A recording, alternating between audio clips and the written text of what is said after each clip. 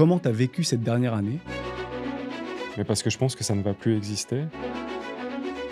J'ai eu peur que tu sortes les coins que j'avais, donnés, j'ai la même conclusion. Ouais, tu vois, ça fait je pense qu'en crypto, c'est important d'accepter que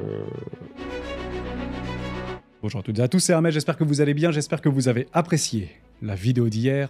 Aujourd'hui, j'ai le plaisir d'accueillir un invité de la communauté que beaucoup connaissent. J'ai nommé Anthony Lezoisier-Gémiot, cofondateur et CEO, c'est Swissborg.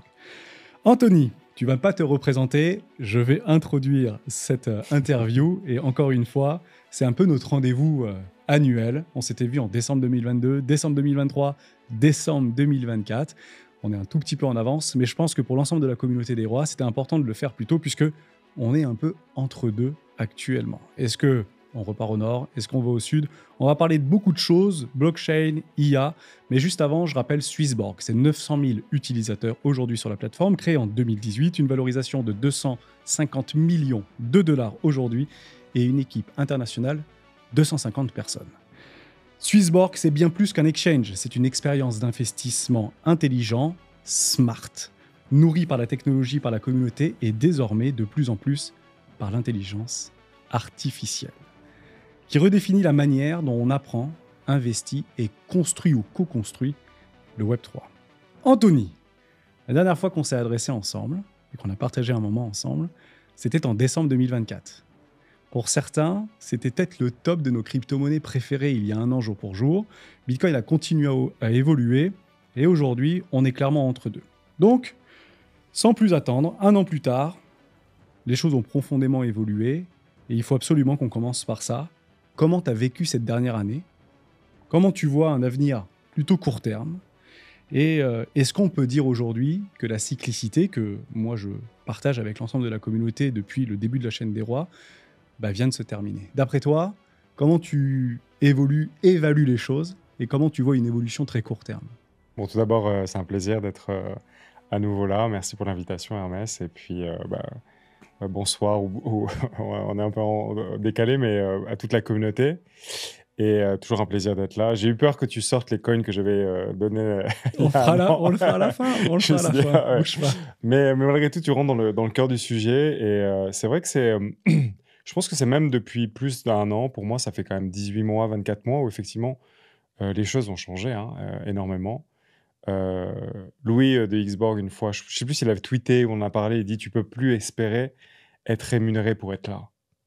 Et les temps ont changé, quoi, et je pense que c'est ce qu'on voit, dans les 18-24 mois. Heu, les règles du jeu ont changé, il y a beaucoup d'éléments, je pense qu'on va en discuter aujourd'hui, qui nous ont amenés là. Mais c'est difficile. C'est devenu, beaucoup plus difficile. C'est un jeu qui se joue, de façon difficile. Je pense aussi on est dans une période de transition où potentiellement on arrive à la fin d'un modèle et on va voir quelque chose d'autre, mais néanmoins, les marchés sont difficiles. Alors pour répondre à ta question sur la cyclicité, voilà mon avis. Je pense qu'aujourd'hui, il y a quand même, clairement 2 catégories de tokens. Donc, tu as Bitcoin qui lui c'est finalement, une cyclicité qui est certainement différente de celle des altcoins, par exemple. Donc on a quand même, des tokens qui jouent dans des classes différentes. Donc il faut les mettre un peu à part, et après, tu vois, par exemple, sur Twitter, tu vois souvent: «Ah, on n'a pas eu de altcoin season» ou «Il n'y a pas eu ça», et cetera. Moi, il y a quelque part, je suis pas, complètement en accord avec ça. Je pense qu'il y a pas eu de altcoin season généralisée, mais parce que je pense que ça ne va plus exister, et je pense qu'on a eu des altcoin season locales. Donc en fait, on a, et c'est ça qui est difficile à comprendre, je pense, et qui nous, de façon générale, nous, est un peu, pour les gens qui sont là depuis, quelques années, qui nous rend un peu confus. C'est-à-dire qu'il y a la cyclicité du bitcoin elle-même, et généralement, on a essayé de la synchroniser avec, la cyclicité des altcoins. Mais en fait, finalement, on a le bitcoin qui a sa propre cyclicité, et ensuite on va avoir des secteurs. Donc on a eu les mêmes coins, après on a eu les AI agents. Qu'est-ce qu'on a aujourd'hui? On a la privacy, les néobanques quelque part. On va avoir des, altcoin season très locales avec des montées fulgurantes et des redescentes, et cetera, et cetera. Ah, Donc tu penses encore, moi ce que j'appelle ces fameuses montées fulgurantes. On a réussi à en prendre quelques-unes au sein de la communauté des rois, notamment Apex, Ouais. puisqu'il y a eu un narratif très rapide, notamment sur les échangeurs décentralisés. Tout à fait. On a commencé à avoir de Hyperliquid, Aster, avec CZ qui l'a quand même plutôt bien poussé. Ouais. Et on s'est dit, Apex, tout le monde a oublié, mais moi j'avais fait la promotion de Apex et j'avais essayé d'ouvrir la communauté des rois sur les échangeurs décentralisés. Et encore une fois, rappeler qu'on a souvent raison trop tôt, voire beaucoup trop tôt. Là, on avait 2 ans d'avance. Et j'avais tweeté, Benzu, qu'est-ce que tu attends? Tu as Apex, pourquoi tu n'envoies pas un bazooka? 3 jours plus tard, le machin, il fait x10. Ouais.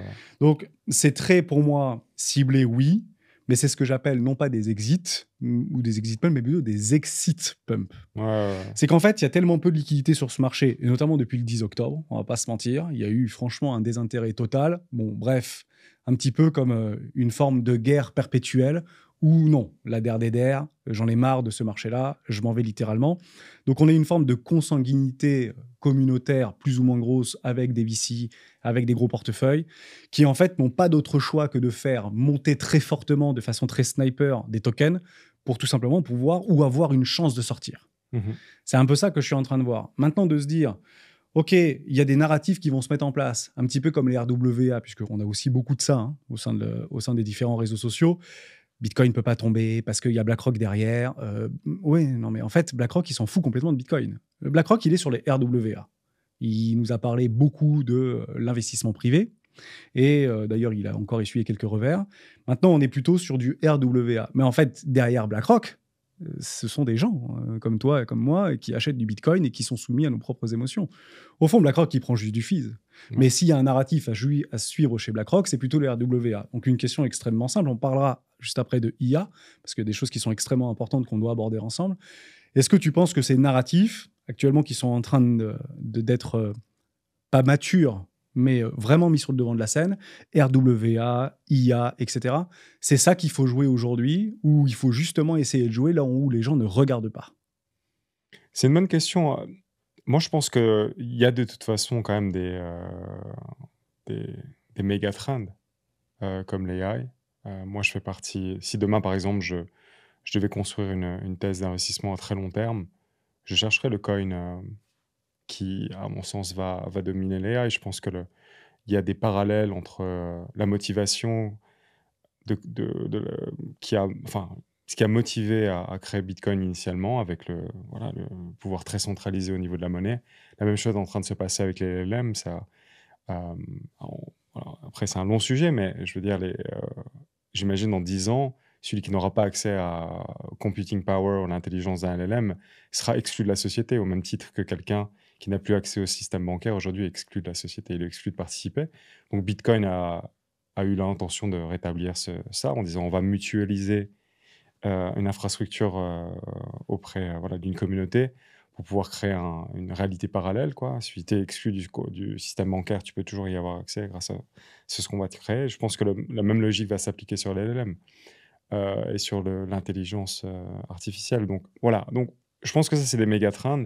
Ce qui est plus difficile aujourd'hui, potentiellement, que ce qu'on avait en 2021, c'est l'exponentialité du nombre d'options, de tokens, etc., etc. Donc je pense que tu peux piquer quelques winners. Maintenant, pour revenir sur qu'est-ce qu'il faut jouer, je pense que ce qui est difficile aussi, tu parlais voilà, des échangeurs décentralisés perpétuels, c'est que la sophistication des intervenants, donc ceux qui font pumper le token, puisqu'on a exclu énormément de gens qui ont plutôt ce mindset de dire tiens, c'est un projet auquel je crois, je vais investir et je vais hold, quoi, et je vais attendre.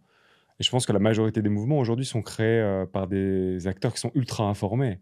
Et donc, en fait, ils combattent l'un contre l'autre et la sophistication est tellement grande que les mouvements sont rapides parce que la diffusion de l'information est extrêmement rapide, la prise d'action est extrêmement rapide et donc ça crée des pumps et derrière, malheureusement, la capacité du projet à délivrer de la valeur, elle ne peut pas suivre.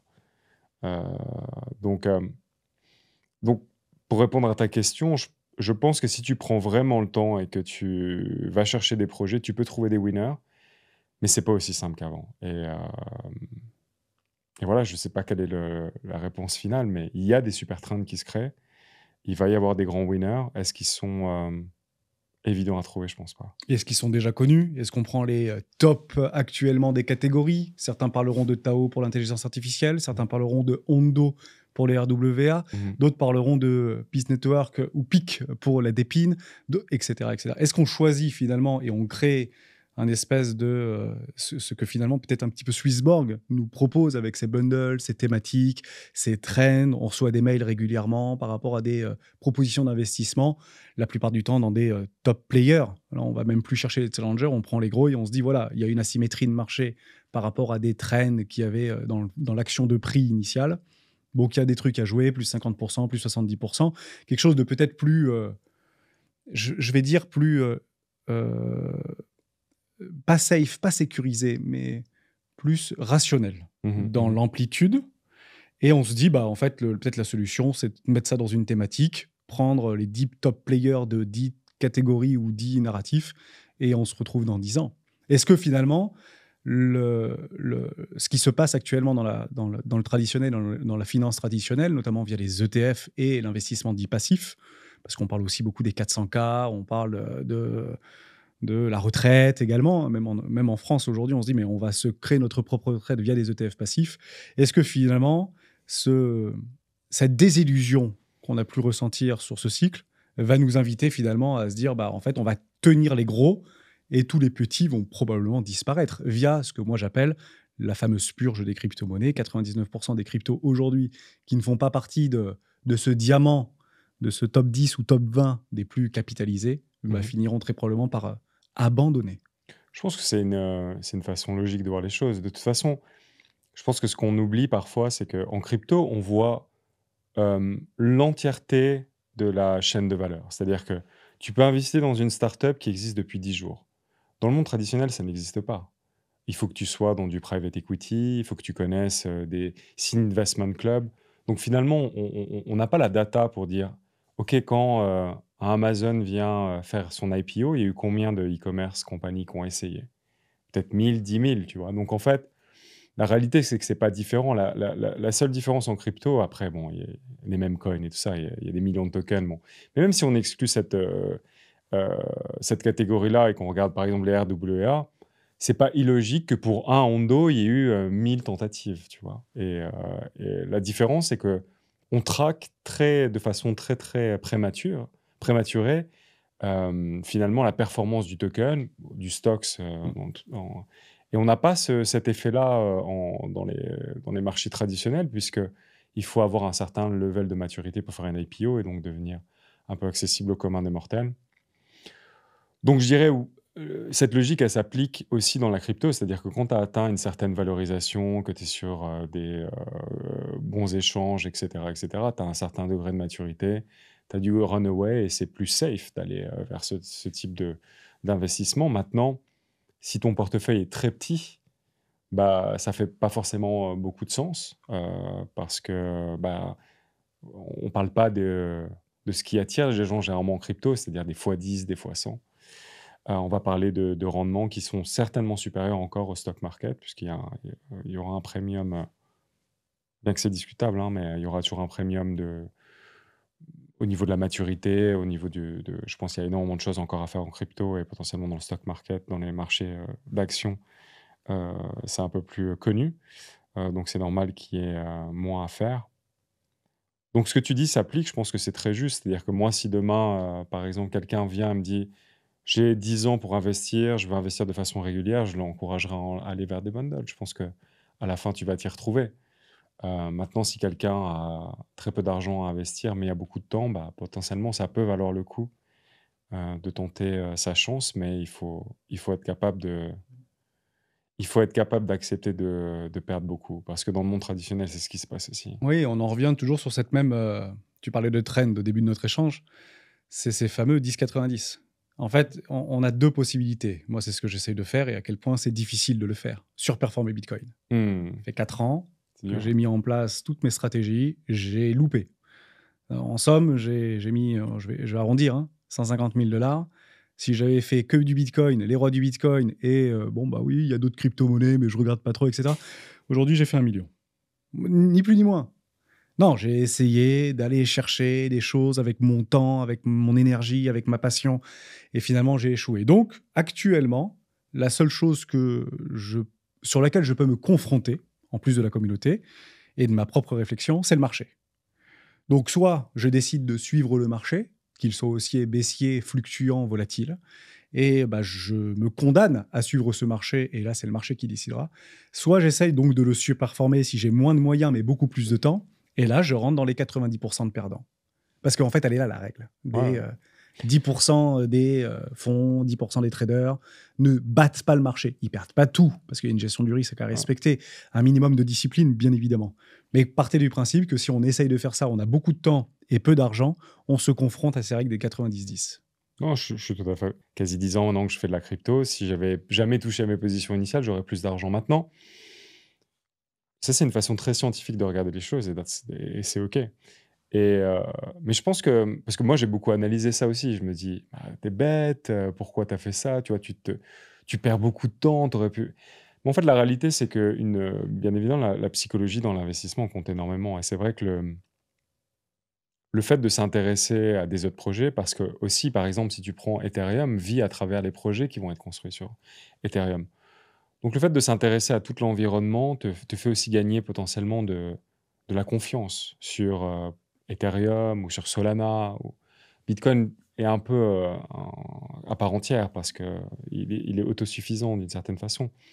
Mais je pense qu'il faut aussi, savoir apprécier que s'intéresser à l'écosystème en général te permet potentiellement d'avoir encore plus de foi, dans le cœur de ton portefeuille et c'est ce qui te permet de hold et d'accompagner le parce que c'est pas facile, même si tu as eu du bitcoin, depuis 10 ans, bah, il y a eu des hauts, des bas quand même qui ont été, qui Absolument. vont te questionner beaucoup, quoi. Donc je pense qu'il y a une vertu à s'intéresser, à ce qui se passe au niveau de l'écosystème pour, garder la foi parce que c'est une partie plus difficile à parler, mais ça fait partie de la réussite d'un investisseur à mon sens. Tenir sa psychologie, sa discipline, Ouais, sa stratégie et sa psychologie, quelles que soient les décisions qu'on prenne, finalement, ouais, tout revient à la psychologie et à sa capacité à pouvoir maintenir une position le plus longtemps possible, qu'on ait pris une bonne décision, une mauvaise décision. tout à fait, ouais et je pense que des fois on parle pas assez de cette composante-là, mais c'est vrai aussi. Dans le sport, tu vois, il y a combien de personnes qui essaient pour combien de gens qui réussissent ne serait-ce qu'à en vivre. Je parle même pas d'être un champion mondial. Et même quand tu es là, il y a énormément de facteurs psychologiques. Même si tu es le meilleur joueur de tennis techniquement du monde, et il va y avoir des facteurs psychologiques qui jouent sur ta réussite de façon globale. Donc tout ça, c'est à prendre en compte. L'investissement, c'est quelque chose de difficile parce que ça t'oblige à te remettre en question beaucoup. Et c'est très ingrat, très injuste. Mais la conclusion, elle est toujours la même. C'est si tu zoom out, généralement, tu devais faire moins que ce que tu pensais que tu devais faire, quoi. C'est toujours la même conclusion. C'est toujours la même Mais conclusion. j'ai presque envie de dire que c'est cyclique, finalement. C'est vrai. Je reprends une question, j'en avais noté une, puisque je voulais qu'on parle d'IA ensemble. Ouais. Tu as déjà abordé cette thèse dans différents entretiens. J'aimerais qu'on la reprenne ensemble, peut-être dite différemment. Tu as toujours dit que la technologie ne remplacera pas l'humain. Elle le révèle. Aujourd'hui, avec l'IA qui s'intègre dans tous les domaines d'activité, dans tous les champs de l'économie, trading, investissement, on a l'éducation. Est-ce que tu penses que l'IA va renforcer ou peut renforcer un esprit communautaire, parce que c'est clairement ça qu'on joue en fait dans l'écosystème crypto-monnaie, et ou au contraire, bah, littéralement la diluer via des algorithmes? Est-ce que pour toi, donc, tu renforces l'esprit communautaire, Swissborg, Burger, ou bah, finalement non, ça risque de s'effriter, de pas s'échauder, mais plus se diluer vers une composante beaucoup plus mathématique et algorithmique? C'est une bonne question. Alors, je dirais logiquement, c'est pour ça que j'ai toujours pensé que la technologie ne remplacerait pas l'humain. La technologie, elle est construite pour permettre à l'humain de gagner du temps pour lui-même. Donc, je prends un exemple le plus simple possible. Quand on a inventé la machine à laver, les conséquences à long terme, théoriquement, devraient, bah, je veux pas être passé pour un misogyne, mais on va dire la maman va pouvoir dégager, ou peut-être le papa, mais généralement, on va dire que traditionnellement, c'était la maman qui s'occupait du linge. Elle va gagner plus de temps pour passer du temps avec sa famille. Mais en fait, la réalité, elle va gagner plus de temps pour faire quelque chose de différent. Et après, c'est son choix. Est-ce qu'elle va dédier plus de temps à sa famille ou à faire autre chose, quoi? Si je prends l'exemple de ce podcast, je pense que la partie que tu aimes le moins, c'est l'édition. Ce que tu aimes le plus, c'est rencontrer des founders, d'être au contact de l'humain. Donc en fait, la technologie, si on part du principe que tu as une intelligence artificielle qui va faire tout ton editing comme tu le souhaites, happy days, tant mieux. Je vais pouvoir passer plus de temps, rencontrer plus de founders, créer plus de contenu, etc. Donc, si tu fais le choix d'utiliser ce temps pour se rapprocher de la communauté, ça va se matérialiser. Ce qui est marrant, en fait, qu'on voit avec la technologie, c'est que la technologie nous permet de gagner du confort, du temps. Mais qu'est-ce qu'on fait de ce temps? Bah, généralement, ça ne se traduit pas nécessairement par passer plus de temps en communauté ou avec des humains. Et il y a une espèce de fascination pour la technologie qui fait que j'ai l'impression que plus de technologie nous amène à nous refermer sur nous-mêmes plus que s'ouvrir. Alors, j'ai lu un livre qui s'appelle Les 10 raisons de supprimer tes accounts de médias sociaux, donc Facebook, Instagram. C'est intéressant parce que c'est un livre qui a été écrit par un des pères fondateurs de Internet, donc il a participé à tout ce mouvement dans les années 90, à créer Internet, et il dit en fait on a fait une erreur qui était une erreur qui était honnête à la base, quand ça partait d'un bon sentiment.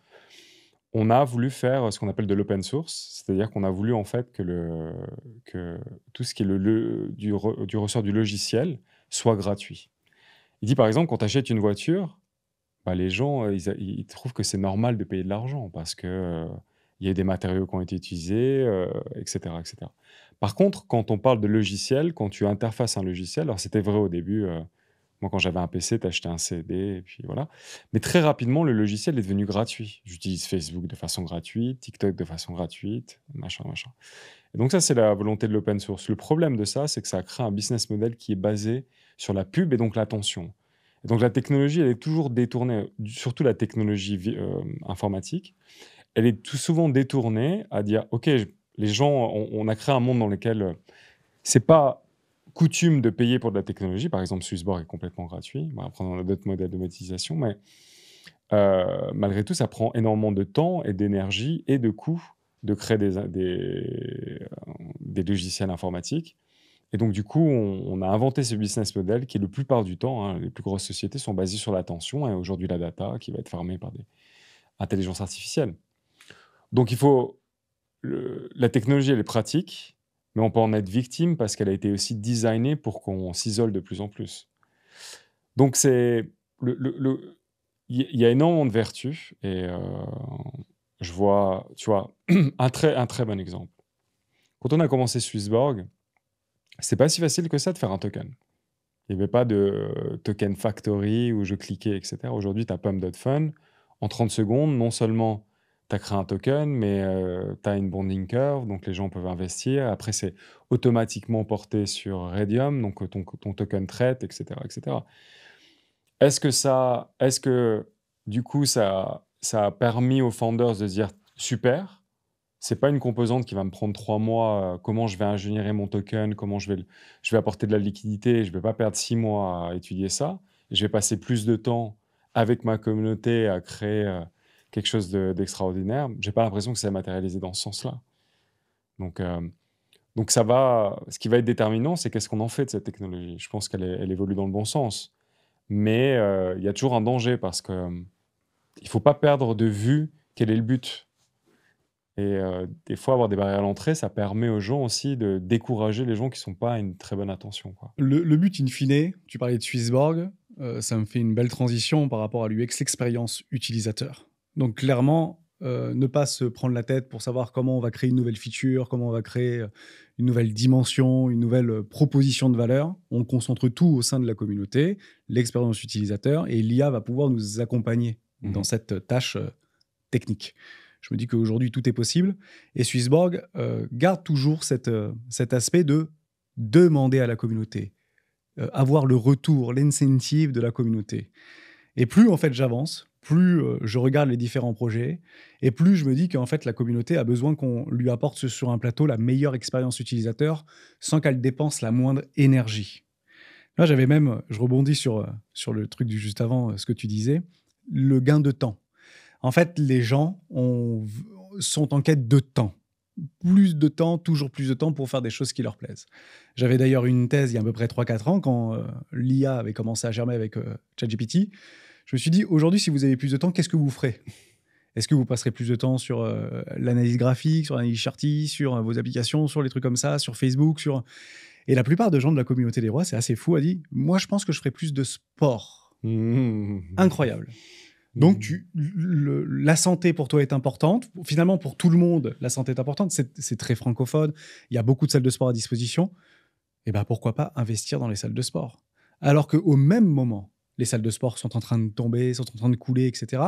Parce que peut-être qu'elles n'ont pas compris comment sublimer ou valoriser l'expérience utilisateur. Donc, ma question est très simple, que ce soit Swissborg, une salle de sport ou tout autre projet, produit, bien ou service, comment toi tu réfléchis cette expérience utilisateur et comment en fait Swissborg met au cœur l'expérience utilisateur de son application et de son développement? C'est une bonne question. Moi, si je vais résumer, je pense l'obsession pour l'UX, elle a toujours été la même, c'est de se dire comment je peux... En fait, si tu regardes, on a tous des idées et on a tous des intuitions, on a tous des convictions. Et ensuite, il faut prendre ces convictions, ces idées et les transformer en des... il faut les transformer dans des investissements. Et donc, il y a un temps il y a un temps et il y a des tâches à faire entre j'ai une idée, je pense que l'AI dans le sport va être incroyable. Et j'ai envie d'investir 1 000 € sur ça. J'allouerais 1 000 € sur ça si je le pouvais, tu vois. Et entre cette idée qui est simple et l'exécution de cette idée, il y a énormément de tâches, il y a énormément de temps à passer, quoi. Et je pense que le but des entreprises comme Swissborg et des volontés, c'est de raccourcir ce temps au maximum et de le compresser pour que le temps entre une idée d'investissement, une volonté d'investir et son exécution, elle soit minimale. Par exemple, pour moi, je pense que c'est quand tu as une interface, par exemple, et que tu veux éduquer ta communauté sur c'est quoi un ordre limite, c'est quoi un VWAP, c'est quoi un etc., etc., c'est un peu des choses du passé. C'est-à-dire que les applications financières, elles ont été construites jusqu'à présent. On a tout un jargon, on a tout un... Voilà, il y a tout un environnement. Il faut que toi, tu te formes, tu passes beaucoup de temps à comprendre et tu vas pouvoir accéder en fait à toute la palette disponible pour que tu fasses les meilleurs investissements possibles. Or, en fait, j'ai jamais rencontré quelqu'un qui, une fois qu'il a pris la décision qu'il a allait acheter Bitcoin et allait mettre un take profit là, le fait d'exécuter ça, j'ai jamais rencontré une seule personne qui a dit ça c'est génial. Parce qu'en fait, c'est le mieux qui peut t'arriver, c'est que ce que tu voulais faire, tu l'as fait de la bonne façon, et le pire qui peut t'arriver, tu as fait une erreur d'exécution, quoi. Surtout si tu commences à utiliser des plateformes de dérivés perpétuels et tout ça, je voulais acheter, fuck, j'ai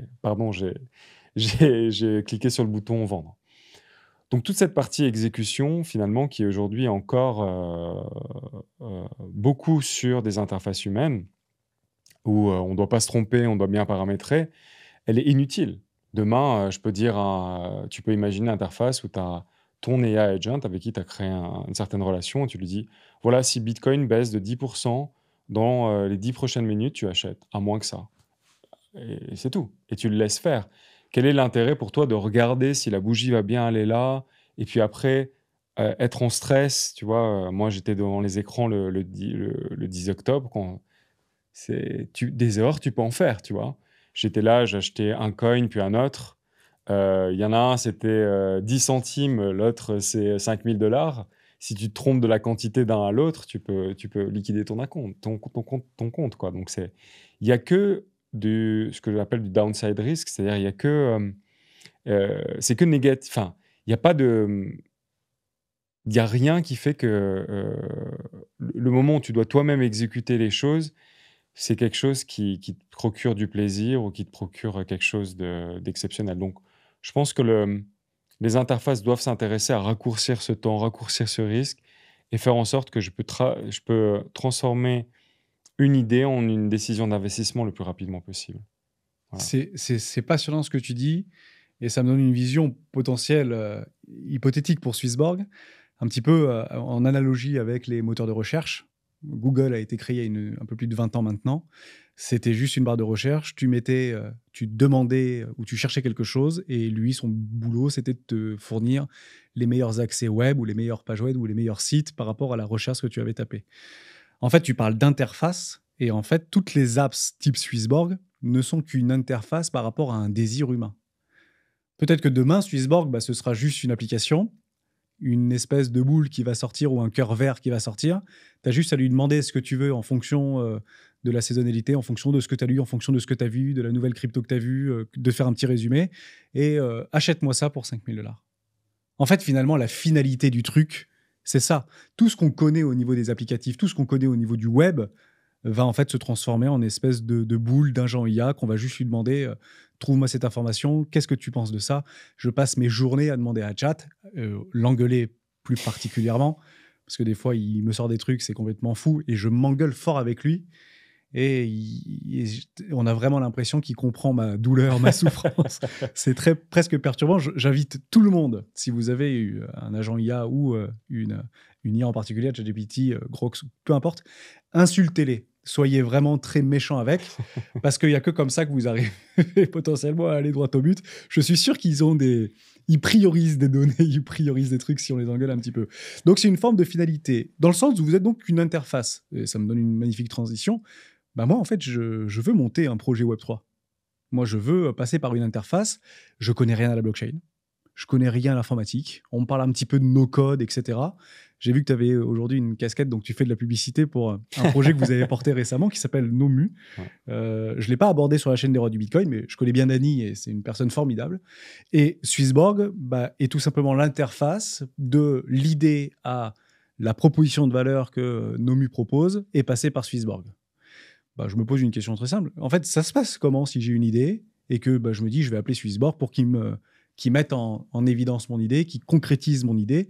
Comment ça se passe? Est-ce qu'il faut que j'ai déjà toutes les idées en tête, que j'ai déjà la structure, la blockchain? Il faut déjà que j'ai tout ma roadmap, il faut aussi que j'ai mon white paper.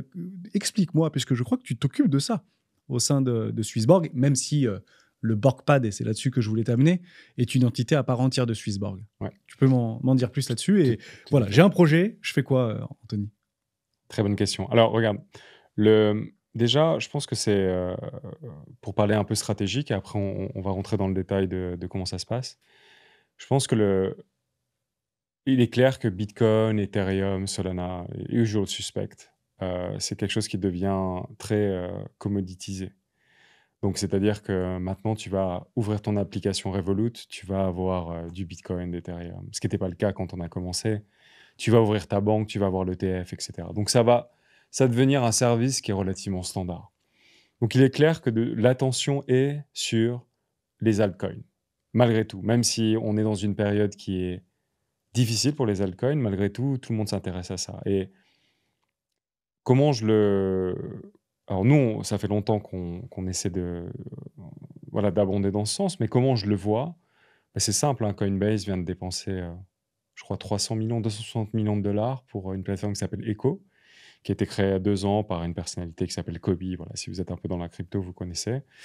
Et pourquoi? Pourquoi ils dépensent autant d'argent pour une plateforme aussi simple? C'est une plateforme qui lance des projets. Donc, Echo, c'est un launchpad dans lequel tu arrives, tu t'inscris, il y a des groupes, et ces groupes te donnent accès à du marché primaire. Et là, récemment, Coinbase annonce qu'ils vont faire une levée de fonds pour Monad, donc une énième blockchain. Ils vont lever 180 millions. Parce qu'en fait, ils comprennent que gagner des parts de marché sur Bitcoin, Ethereum, Solana, c'est plus le jeu. Le jeu, c'est de savoir, OK, maintenant que tout ça, ça a été commoditisé, qui va gagner qui va être la plateforme de référence pour le marché des altcoins? On a la même chose dans le stock market. Finalement, on a eu les stocks, ensuite les grands stocks, ensuite on a eu les indices, et puis après on a eu ce qu'on appelle les mid-cap, les capitalisations moyennes, puis emerging market, donc, etc., etc. Donc la même logique s'applique. Kraken a fait un partenariat avec Légion, qui est un autre launchpad, etc. Donc on voit graduellement les poids lourds de cet écosystème qui s'intéresse à ça. Nous, ça fait quelques années qu'on comprenne, mais qu'est-ce qu'on fait chez Swissborg? On vend des tokens. Donc en fait, c'est la même réflexion que Amazon a eue. Elle dit, nous, on vend des bouquins. Et des bouquins, on peut vendre les bouquins qui sont produits par les maisons de production, mais aussi il y a des bouquins qui mériteraient d'exister et qui n'existent pas parce que les maisons d'édition qui sont dans notre industrie, les Binance, et cetera, bah, ils ont des critères qui correspondent pas à tous les écrivains. Il y a des écrivains qui ont envie de s'auto-publier, et cetera. Donc ce qu'a fait Amazon, ils ont créé, Amazon Kindle, donc ils ont tout un aujourd'hui, tu crées ton bouquin, tu envoies ton PDF et Amazon fait tout, quoi, et te donne, de la distribution, te tu ton bouquin et n'importe qui peut l'acheter. Ils prennent une part importante de tes revenus, mais c'est pas grave, tu as pas eu besoin d'éditeurs pour le faire. Nous, on est parti de la même réflexion, on dit: «Avant tout, Swissborg vend des tokens». Donc il faut comme Amazon, on donne la possibilité à des projets qui méritent d'exister, on pense qu'ils méritent d'exister, d'avoir leurs tokens et de les guider parce que c'est pas forcément simple, voilà, de faire ça. Maintenant, la façon dont ça s'est organisé, on a lancé en fait on a lancé dans un premier temps Alpha, qui est, la capacité pour des projets de venir, de postuler et puis nous on les lance au sein de l'app et puis après on s'est dit: «Il faut qu'on aille encore plus», parce que Alpha c'est déjà un certain à la base c'était des projets qui étaient assez matures. On a décidé: «On va aller encore plus loin, mais on veut pas le faire en interne». Donc on a enfin il y a une équipe qui s'est créée, c'est une équipe qui s'appelle Borkpad que j'ai beaucoup aidé à la base, hein, parce que forcément il faut donner des directions et qui est là pour aider, n'importe qui a une idée ou qui a un projet peut venir, rencontrer l'équipe et dire: «Voilà, ça c'est mon projet, c'est ce que j'aimerais faire» et nous on va les accompagner pour lever des fonds, créer leurs tokens, gérer la liquidité on-chain parce que nous c'est ce à quoi on croit pas que c'est les échanges, qu'on connaît tous, ils demandent des sommes qui sont, ahurissantes pour être listés alors qu'aujourd'hui tu as toute la technologie dans le DeFi qui permet de le faire. Donc on essaie d'éduquer à travers Borkpad, enfin, c'est encore une fois comme tu disais, c'est pas directement Swissborg, c'est une initiative Swissborg parce c'est à l'extérieur de Swissborg parce qu'on croit beaucoup à la puissance de notre DAO. Donc c'est des gens, c'est un groupe là, aujourd'hui ils sont une équipe de 3. Ils sont assez jeunes mais très motivés. Ils sont inspirés par notre philosophie et ils ont créé Borkpad et comme je disais, je les ai accompagnés. J'ai toujours un rôle où voilà, je leur parle, je leur donne des conseils, sur la direction de la boîte, mais c'est eux qui prennent toutes les décisions et le but, c'est d'équiper des entrepreneurs qu'on juge être des bons entrepreneurs à créer leur projet dans les bonnes conditions sans se faire arnaquer quoi, en gros, voilà, par les Donc, gens. en plus de mettre en relation la communauté des burgers avec un porteur de projet, parce que très clairement, il y a tous les axes de communication. Un, le marketing. Deux, le côté développement, stratégie, etc. Et expérience pour pouvoir le faire dans les meilleures conditions. Et tu as bien raison de ne pas se faire scammer. Ouais, Donc concrètement, Borkpad s'occupe de tout ça. Moi, voilà. grosso modo, j'ai une idée, je sais exactement ce que je veux faire. Si je m'adresse à Borkpad, en fait, c'est clairement une entreprise qui va m'accompagner presque de A à Z, entre la genèse de mon idée jusqu'à la mise à disposition d'un token, Ouais, potentiellement, ouais, à la fois dans une vitrine de Swissborg, mais également à la communauté de la personne ou le porteur de projet. ouais. Après, c'est lui qui s'occupe de ses réseaux sociaux, c'est lui qui s'occupe de tout ça. Mais Swissborg est un petit peu un dynamiteur ou un accélérateur de performance, quoi. En fait, ce qui se passe, c'est que, les projets viennent voir Borkpad, donc ils étudient le projet ensemble et ensuite, ce que fait Borkpad, soumet l'idée de potentiellement lever de l'argent à travers Swissborg pour ce projet. C'est pas automatiquement validé, on a un comité qui va décider est-ce que Oui, j'imagine que vous avez beaucoup de demandes et qu'il y en a voilà, beaucoup malheureusement qui n'aboutissent pas. tout à fait, C'est comme on passerait devant qui veut être mon associé. Borkpad, c'est un petit peu le qui veut être mon associé européen. tout à fait, ouais, Voilà. tout à fait et il n'empêche pas que, même sans le soutien Swissborg, les projets peuvent continuer heu, leur chemin de vie avec Borkpad. Puisque Borkpad est encore une fois est indépendant, donc peut choisir de continuer de faire le projet. On a certains projets qu'on levé à travers Borkpad et qui ne sont pas passés par Swissborg.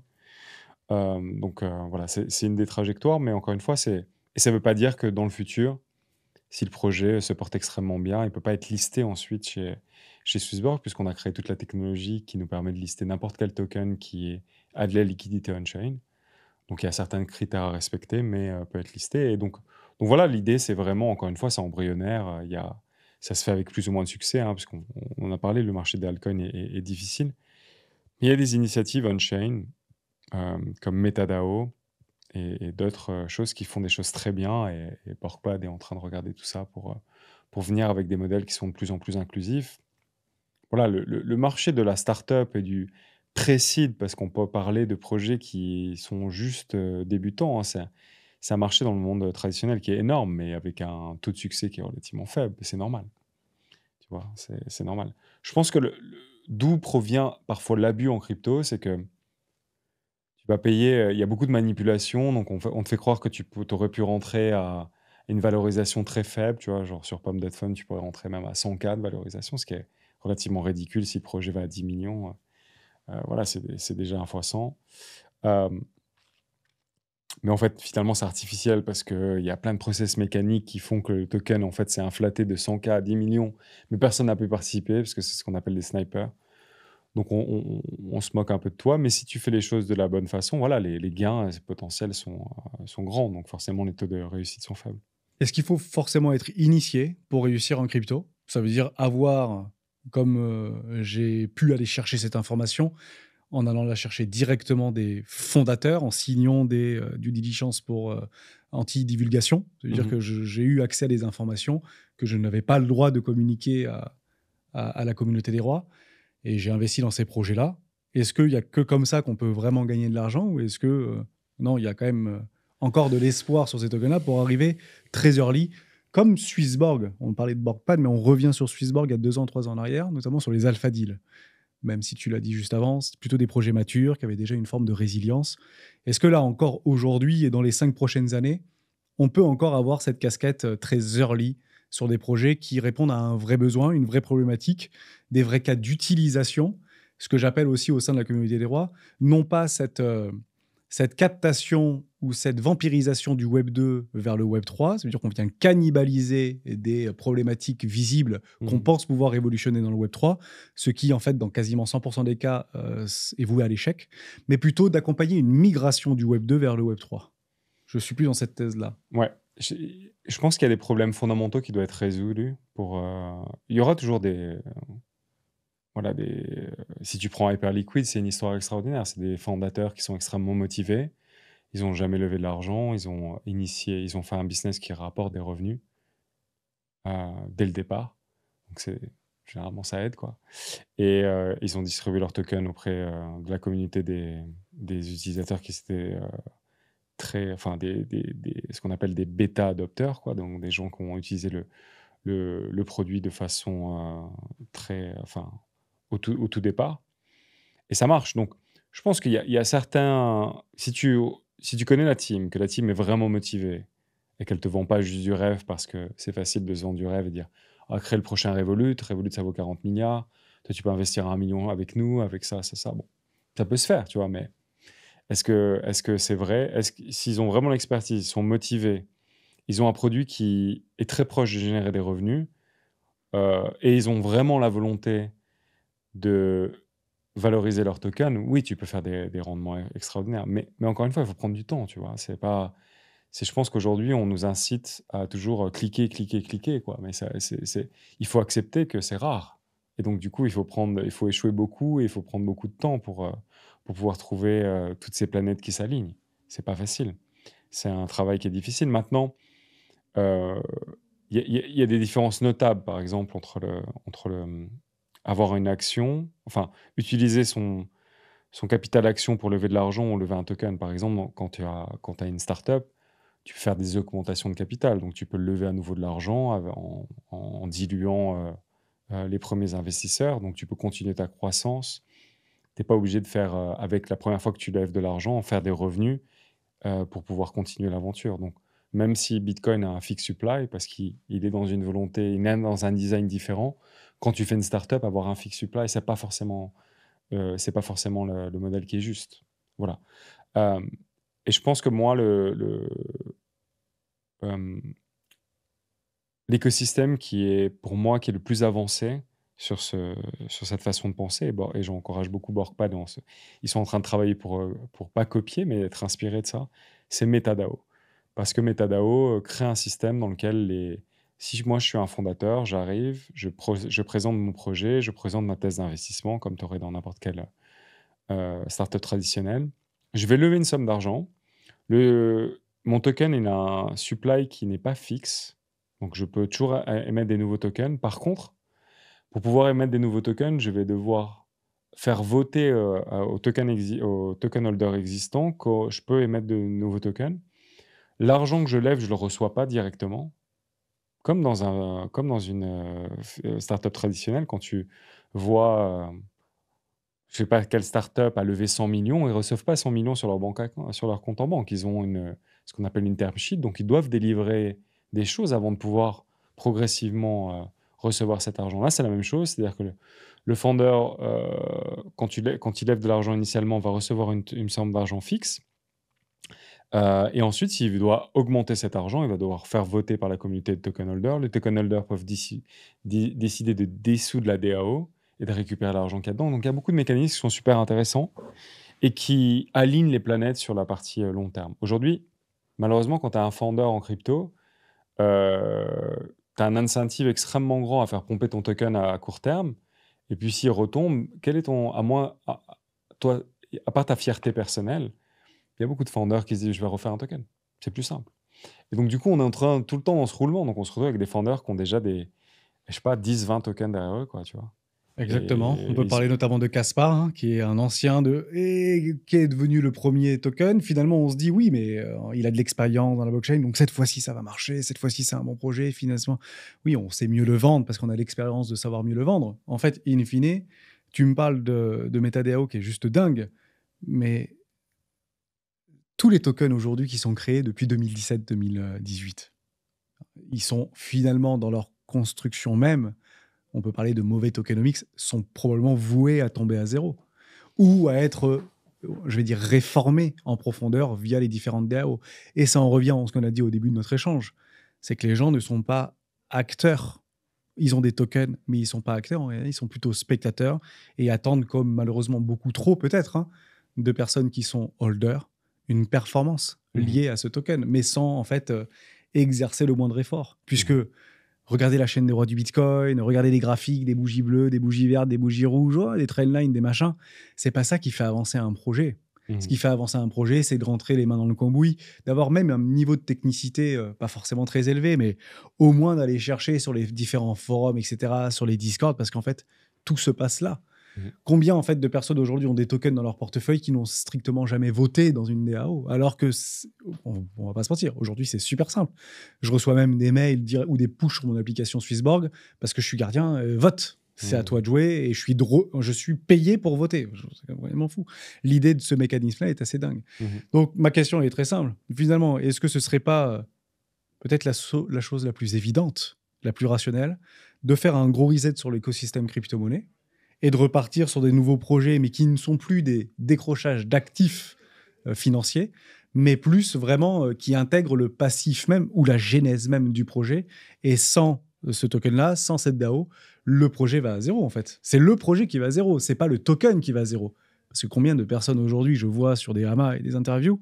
Donc là, on est en train de relever de l'argent, mais ton token, il est à moins 99,8%, quoi. Et tu me parles que tu vas peut-être lever 2 millions de dollars parce que tu as des devs encore à payer et que toutes les promesses, ça me rend fou ça, des gens, on est en 2025, le projet il a été lancé en 2020, donc là on a des nouvelles promesses, mais c'est trop tard les promesses.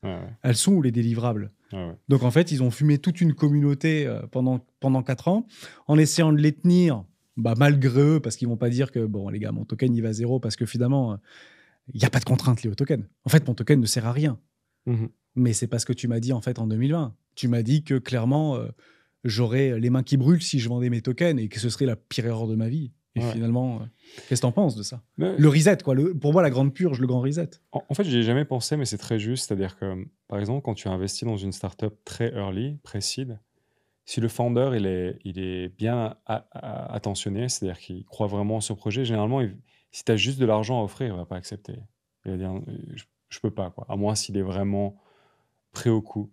Généralement, ce qu'il va te demander, il va dire ok, est-ce que tu as un carnet d'adresses qui va m'offrir ça? Est-ce que, par exemple, Tu as une boîte de marketing et tu peux me gérer ma vidéo for free, gratuitement. Pardon. Donc en fait, tu vas avoir des gens qui sont activement impliqués au tout départ d'une startup, soit par leurs compétences techniques, soit par leur réseau. Et donc en fait, c'est un peu ce que tu dis, c'est-à-dire que quand tu investis dans un token qui a une market cap de 1 million, 2 millions, potentiellement, si tu peux pas t'investir dans la communauté et que tu vas être juste un holder, tu as un poids. Parce que très certainement, le projet a besoin, surtout dans un environnement aussi compétitif, que tu t'impliques, quoi. Au-delà de le fait d'apporter juste de l'argent, c'est pas suffisant. Mais c'est vrai que c'est pas quelque chose non plus qu'on dit beaucoup, quoi. Il y a pas beaucoup d'éducation qui est fait sur ça. C'est un peu implicite d'aller sur Discord, s'impliquer, avoir les informations, et cetera. Mais je veux dire, si tu connais un peu la réalité d'une startup, c'est utopique de penser que quand tu as levé même 1 million de dollars ou d'euros, peu importe, tu peux t'organiser comme une startup qui est super avancée. Donc c'est très juste ce que tu dis. Et parallèlement à ça, bah, en même temps, on a des founders qui, par la structure du système, ont très peu de... en anglais, on dit accountabilité, mais ont très peu de comptes à rendre, en fait, finalement. Et donc, voilà, divergent un peu, vont dans la technique. Et c'est facile de dépenser de l'argent dans une startup. Très facile, quoi. Très, très facile. Et de s'enfermer aussi à être soi-même, avoir promis tellement de choses à la communauté et s'enfermer dans quelque chose qui est utopique, mais qui n'a pas de réalité physique. Alors que, en fait, il y a quelqu'un un jour qui, quand on a commencé Suzor, forcément, j'ai lu beaucoup de bouquins. Tu as beaucoup de choses auxquelles que tu apprends aussi en tant qu'entrepreneur. Et j'ai rencontré quelqu'un qui m'a dit, tu sais, le monde industriel, c'est si tu construis un avion, ce qui fait voler un avion aujourd'hui, le fera voler dans 10 ans. C'est-à-dire qu'une fois que tu as mis en place la formule et la structure, bah, tu appliques la même chose et c'est statique, ça reste la même chose. Ça, c'est le monde industriel. Mais le monde de la technologie moderne, de l'information, c'est toujours en train de changer, quoi. Parce que, surtout quand tu adresses des sciences humaines. Ce qui est vrai aujourd'hui sera plus vrai demain. Ce qui va me faire un content viral sera plus vrai demain. Donc en fait, tu dois prendre des décisions dans un contexte d'information qui est imparfait et qui sera toujours imparfait. Et je pense qu'en crypto, des fois, on a un peu cet utopisme que on va faire ça et tout va changer, quoi, du jour au lendemain. Et finalement, Bitcoin, pour sa technologie, pour plein de choses, il est beaucoup critiqué. Mais il a été potentiellement le plus pragmatique à dire, c'est pas le modèle le meilleur, mais on va faire ça, c'est simple, et on va voir si ça marche. Et on va apprendre et on va grandir. Et c'est ça, des fois aussi, et ça, encore une fois, si tu as un investisseur aguerri, tu vois si un founder, il est sur un fondateur, il est très sûr de lui, mais en même temps, il n'a pas prouvé grand-chose. Et puis, il parle de grands plans, alors que ce qu'il faudrait parler, c'est de système itératif. Et donc, tu te dis, OK, moi, je me détache un peu de ça, quoi. Voilà, donc il y a beaucoup de choses aussi à apprendre, mais c'est vrai qu'il faut remettre un peu plus, il faut trouver une meilleure balance entre la responsabilité des fondateurs et la communauté. Mais certainement, il faut enlever un peu de pouvoir aux fondateurs, mais si tu enlèves de pouvoir aux fondateurs, bah, ça revient sur les épaules de la communauté et il faut qu'elle puisse l'assumer. Et c'est pas toujours le cas. Donc on revient à ta question initiale, potentiellement des fois, c'est mieux d'investir dans une thématique ou dans un bundle qui a des tokens qui sont plus matures et qui n'ont plus besoin d'avoir des investisseurs qui sont extrêmement actifs. Mais un projet très, très, un projet débutant aura besoin d'investisseurs actifs, le plus, quoi. Le plus nécessaire. Évidemment. Ça me donne, pour finaliser tout ça, une question extrêmement simple. On en parle systématiquement depuis 3 ans, voire 4 ans maintenant. Si tu devais enlever Bitcoin et Ethereum, le top 10 des crypto-monnaies, il y en a beaucoup que tu as acheté, beaucoup que tu as jeté. Quelle est la dernière que tu as achetée? Quelle est la dernière que tu as jetée? Et pourquoi? Ok, ok.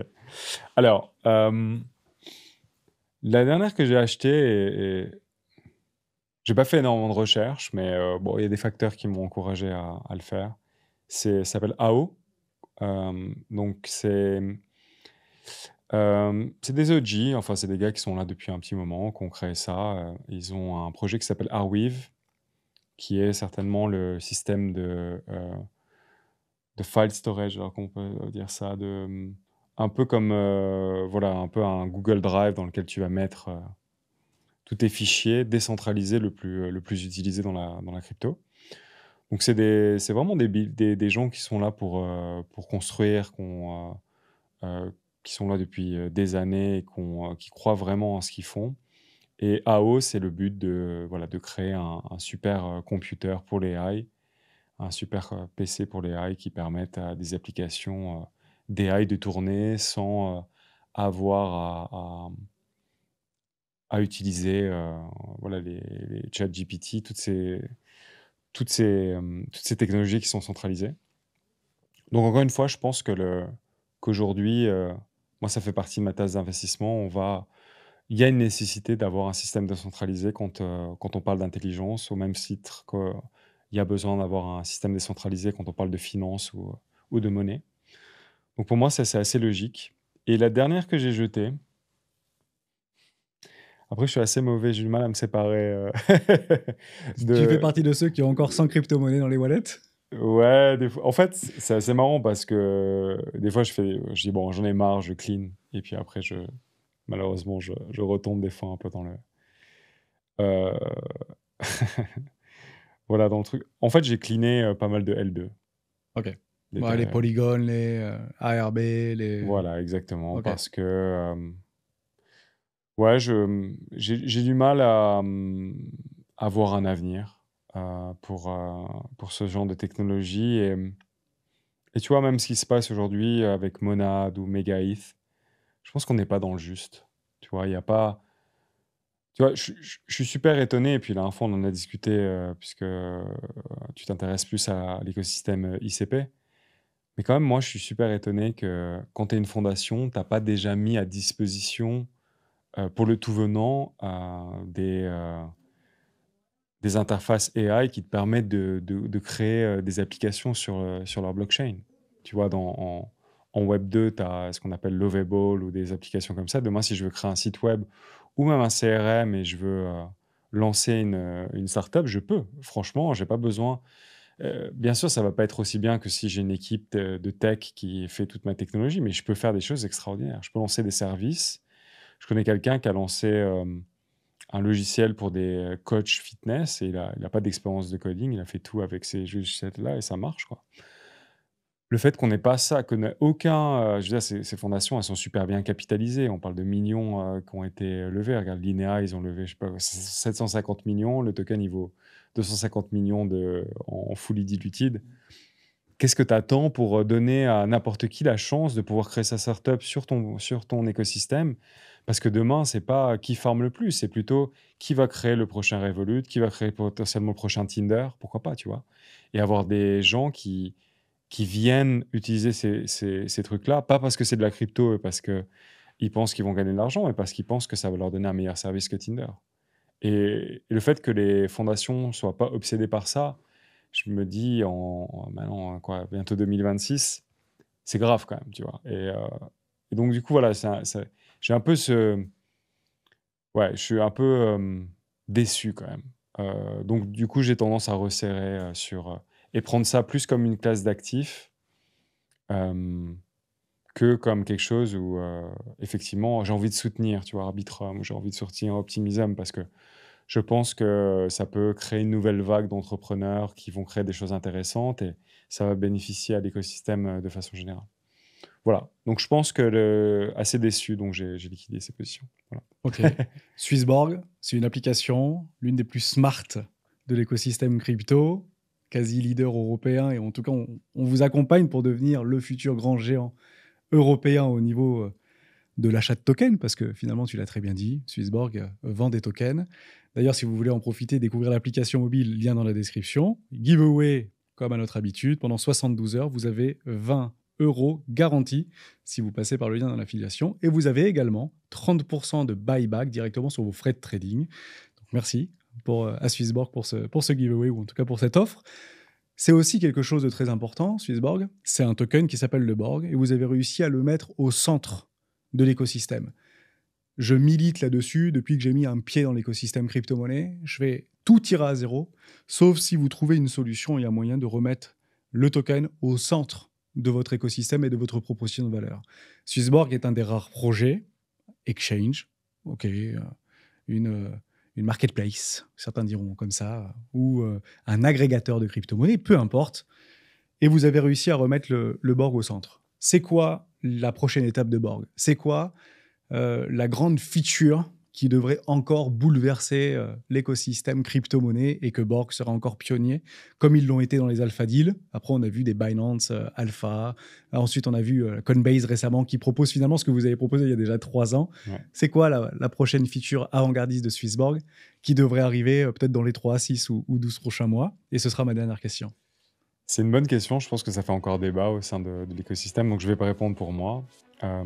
Pour moi, c'est important de continuer à développer des briques de l'écosystème qui sont en dehors de l'app. Donc, on a parlé de BorgPad. Voilà, il y a d'autres projets aussi voilà, c'est des gens qui ont travaillé pour Swissborg et qui sont lancés, Nomu, Xborg. Donc, ils ont leur propre token. Donc, c'est un peu différent de BorgPad qui, lui, a décidé de ne pas avoir de token et vraiment de propulser l'écosystème Swissborg. Et j'ai envie à titre personnel, j'aurais envie de voir plus d'initiatives comme ça. Parce que malgré tout, si tu veux, même si c'est pas quelque chose qui est 100% palpable, par exemple, aujourd'hui, mais malgré tout, un tiers de la liquidité du Swissborg, un peu moins d'un tiers de la liquidité du Swissborg, a été générée grâce au projet de BorgPad, puisque à chaque fois qu'un projet fait son lancement à travers BorgPad, il y a une partie de sa liquidité qui est listée contre le Borg. Donc non seulement ça achète du Borg, ça le lock en liquidité pour toujours, et ça apporte de la liquidité supplémentaire. Donc c'est quand même assez intéressant. Et on peut imaginer, on parlait d'AI, voilà, aujourd'hui, dans la boîte, on a fait des projets R&D. Est-ce que ces projets R&D vont voir le futur dans la prochaine année? Je pense pas. Mais c'est des choses qu'on pourrait initier on-chain. Donc on pourrait même imaginer à terme qu'on a cette pièce de technologie dont tu parlais, qui est ce qu'on appelle le MEX, donc qui est connecté à plusieurs sources de liquidité, qui rend le trading beaucoup plus facile. Le listing aussi beaucoup plus facile. Vous avez jamais listé sur les 12 derniers mois autant de tokens. Tout à fait, voilà, tout à fait. Je pense qu'il y a des progrès à faire au niveau de l'UX à ce niveau-là. Mais typiquement, ça pourrait être des initiatives qui soient faites par... on pourrait très bien imaginer quelqu'un qui, par exemple, crée un nouveau service qui repose sur l'infrastructure de Swissborg et qui dit bah, moi, je vais créer des bundles, par exemple, ou je vais créer, par exemple, une sous-section de Swissborg que pour les femmes. Et on va parler de X choses parce que les femmes ont tendance à, par exemple, préférer faire le DCA, donc je vais me concentrer sur ça et le faire de la meilleure des façons et continuer de mettre le Borg token au centre de l'écosystème. Voilà, moi, ça serait vraiment sur ça que je regarderais. C'est plutôt le genre de discussion que j'anime au sein de la boîte. Après, les grandes features qui arrivent, c'est la credit card qui arrive bientôt. Puis après, il y a d'autres choses, mais je peux pas en parler. On le découvrira sur les différents réseaux sociaux. Voilà. Arrêtons-nous là. Je résume en une phrase. Swissborg continue sa vision originelle. C'est encore une fois de mettre la communauté et l'humain au centre du développement de l'apps ou du Borg. En somme, tout pour les Swissborgers, si je pouvais le résumer comme ça. Tout à fait, ouais. C'est vraiment notre volonté d'être la plus communautaire, la plus familiale quelque part qui existe en crypto. Voilà. Rejoignez la famille Swissborg. Merci voilà. Anthony pour ta présence. Je prends toujours un plaisir fou à te poser ces questions. Je sais qu'on peut partir très loin, mais c'est là où toute la valeur jaillit en fait de notre savoir et surtout de ton savoir et t'apporte énormément de valeur à l'ensemble de ta communauté et de la communauté des rois. Donc merci pour ça, merci pour ton temps. Merci à toutes et à tous d'avoir suivi cette vidéo jusqu'au bout. On se retrouve très bientôt dans une prochaine vidéo des rois du Bitcoin. Ciao.